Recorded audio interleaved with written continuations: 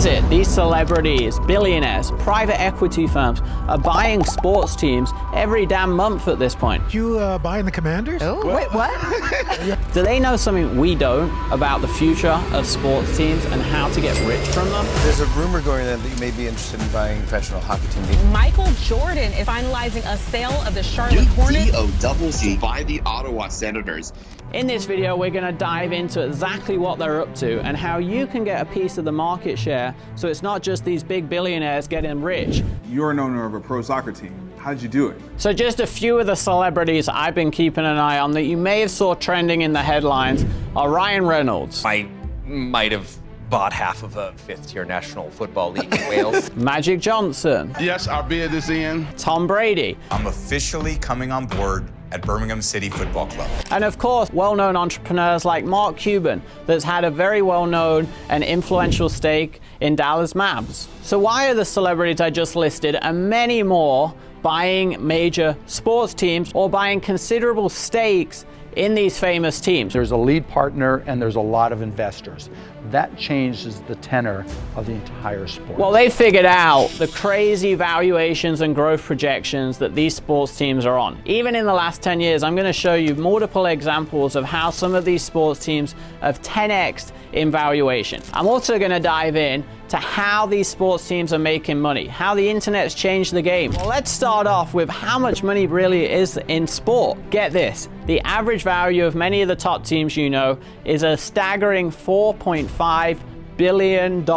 Some of the sports teams you follow out there are worth more than entire countries. The total wealth of the whole of Mexico is just floating around $4 billion, which is less than many of the favorite sports teams. But what about Belgium, Indonesia, Sweden, Iran, Denmark, all countries that their total value is worth less than some of the sports teams out there today. And if we look at some of the recent exits and cash outs these celebrities are getting, they're some of the best investments they're making in their entire life. One example is our favorite entrepreneur from the TV show Shark Tank, Mark Cuban, buying the Dallas Mavs for around $280 million, which is now valued at over $3 billion. That's a 10x ROI, and that is something that he's probably not seeing on your favorite episode of Shark Tank. The next up is Ryan Reynolds. You know, the Deadpool guy. The guy that's gonna steal your girlfriend. He just bought a freaking soccer team in the UK 30 minutes from the house where I was born for a tiny $2.5 million. I looked at it, I'm like, I could buy that damn sports team. Why is he buying a $2.5 million sports team 30 minutes from where I grew up? Which is pretty miserable, by the way. Well, he knows with his influence, he can take that $2.5 million sports team and mark my words, it'll be worth at least $25 million very, very soon. Next up is one of my favorite basketball players, Michael Jordan. He bought into the Hornets for a cool $276 million back in 2010. Well, guess what that just sold for? Over $3 billion, following along with Mark Cuban with a nice, sweet 10x ROI on that investment. That's better than what he made in his entire career. Back in those days, he only got around $25 million for an 8-year contract. He would have had to work, if you do the maths, for 1,000 years to make what he made during that one exit of the Hornets. Pretty crazy, right? But before we go any further, if you're loving this video and you want to learn how to take some of the world's greatest entrepreneurs, billionaires, celebrities, and take all of those lessons and apply them into your business and your entrepreneurial journey, make sure you hit a like and hit the subscribe button so I can keep adding value and doing more of these videos for you. So how are these celebrities and billionaires buying these sports teams? Well, it's very similar to you buying maybe your favorite trading card. For me, it was Pokemon. For you, maybe it was your favorite athlete back in a sports team as you were growing up. You would buy it for $500, right? And then a few years later, you'd maybe sell it for $2,000. The billionaires and the celebrities are playing a much bigger game, buying into their favorite team and then hopefully flipping it for a cool 10x ROI, like some of the examples I've already given. But how exactly are these sports teams getting such crazy growth over just a few years? Let's look at the 5 things that are making these sports teams worth so much money in the last 10 years. Number 1, the boom of social media. Online business has boomed in the last 10 years, and this has impacted the sports world in a very positive way. In actual fact, now revenue from online sales makes up around 40% of total revenue in North America for sport. So the online world has opened up a world of opportunity for these sports teams and their potential investors and owners. Social media has made the athletes celebrities.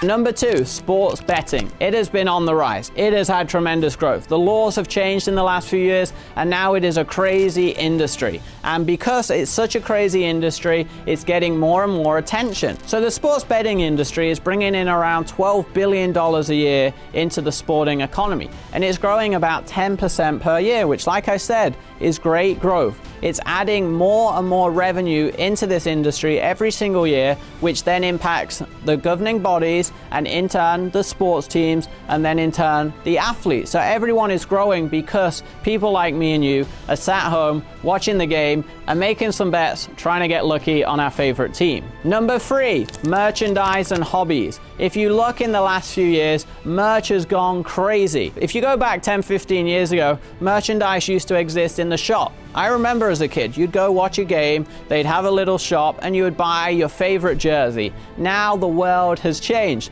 Merchandise is available everywhere. The license deals mean merchandise is available in everything you can imagine, whether it's a golf bag, whether it's different designer jackets, you name it, you can probably get your favorite sports team on a piece of merchandise. Number 4, gaming and technology. Gaming is such a big industry. The esports industry alone is going crazy. And because of that, so are the license deals for many of the athletes and sports teams. If you look at NBA 2K or any of the different PC and PlayStation games there are out there, this is becoming a major industry which is adding major revenue into all the governing bodies and therefore the sports teams. And finally, one of the most important ones to finish is the sponsorships and the media. If you think about it, the more eyeballs equals the bigger the sponsorship. As I've already discussed over the last few years, it's continued to grow online. This has allowed millions and millions and millions of eyeballs from around the world. If you think about it now, there can be a kid in my home city in England watching an NBA game from their phone. They can be getting involved on Instagram. All of this has allowed the sports teams to capitalize on sponsorships and media placements. If you look at every sports team, their stadium is sponsored.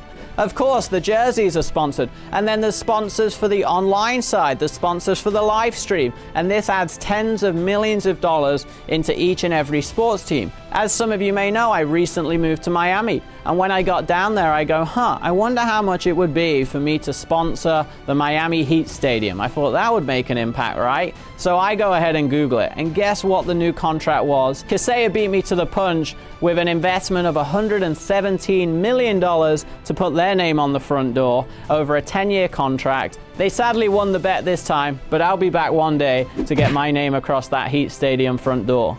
And this last section, before we dive into the most important part of how you can capitalize on all of this, is understanding the influence from abroad.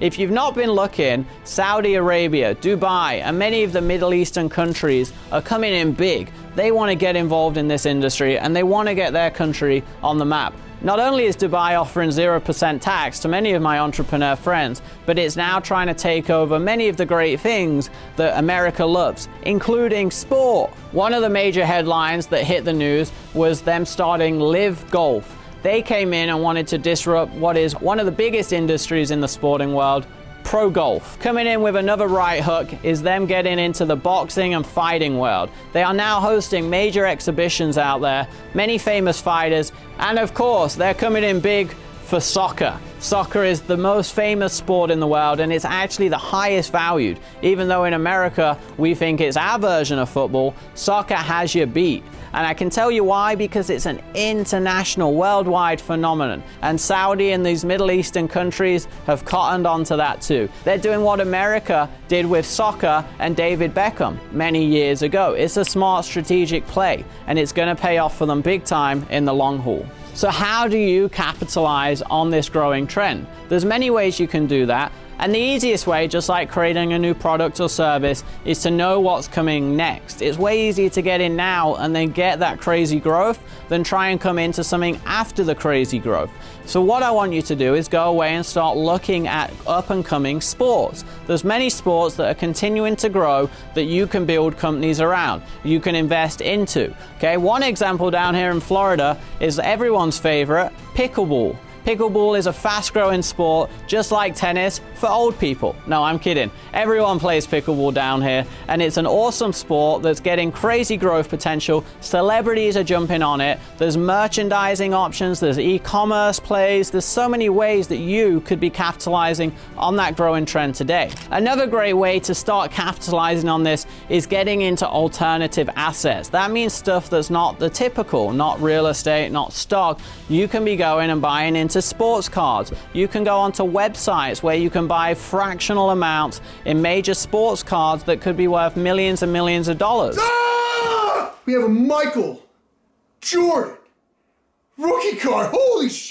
Websites such as Masterworks allow you to co-invest in major art pieces. And of course, you can go on there and you can study what is growing right now, whether it's sports cars, merchandise. It's a great place. You can get your foot in the door in terms of alternate asset investment strategies. Another way to get involved, if you're smart, you're looking at trends, you're looking at what's hot, what's not hot, and who's the favorites to win, is sports betting. I'm not encouraging you to gamble right now, but it is a growing industry as described earlier in this video. A lot of people, including some of my clients and friends, make major money by becoming familiar with what's trending right now, what are the best teams, who's the favorite to win, and even starting teaching other people how to get into that industry. Next on the list is merchandise sales. I love me an e-commerce play, selling stuff on the internet. Well, merchandise is hot. I told you earlier, it's a massive part of the success of these sports teams, and there's ways that you can get license rights